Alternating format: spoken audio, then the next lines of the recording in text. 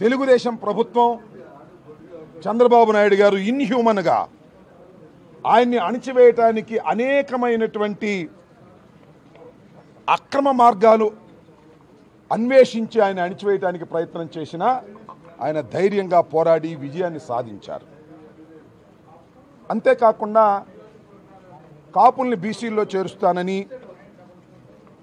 వచ్చే నెల 7వ తారీఖు లోపల అది పూర్తి చేస్తానని ముద్రగడ పద్మనాభం గారికి గతంలో ఇచ్చిన హామీ ప్రకారం 7వ తారీఖు తర్వాత ఏ విధమైనటువంటి కార్యాచరణ నిర్వహించాలి అనే దాని మీద కూడా లోపల అనేకమైన సలహాలు ముద్రగడ పద్మనాభం గారికి ఇవ్వడం జరిగింది. త్వరలోనే ముద్రగడ పద్మనాభం గారు కాపుల్ని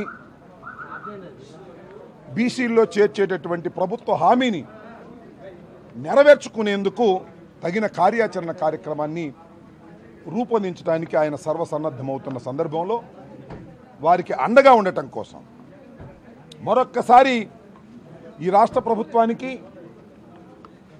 ప్రజలకి తెలియచేసేది ఏమిటంటే ముద్రగడ పద్మనాభం గారు ఒంటరివాడు కాదు. ముద్రగడ పద్మనాభం గారి ఉద్యమం వెనుక ప్రతి కాపు సోదరుడు ఉన్నాడు. ఏ స్థాయిలో ఉన్నా ఏ రాజకీయ పార్టీలో ఉన్నా కూడా ఇచ్చినటువంటి హామీని ఈ ప్రభుత్వాధినేత నెరవేర్చుకోకపోతే మూల్యం చెల్లించే దశకు ఈ ఉద్యమాన్ని తీసుకువెళ్ళాలి. కార్యాచరణలో ఆ పటుత్వాన్ని చూపించి ఇచ్చినటువంటి హామీని నెరవేర్చుకునేందుకు ప్రయత్నం చేయాలని ముక్తకంఠంతో అందరూ కూడా हमारे बाजे की बाद में फिक्र करो। ऐ कांग्रेस वालों, बेचारे राहुल की उम्र बढ़ रही है, पहले उसका बाजा बजाओ,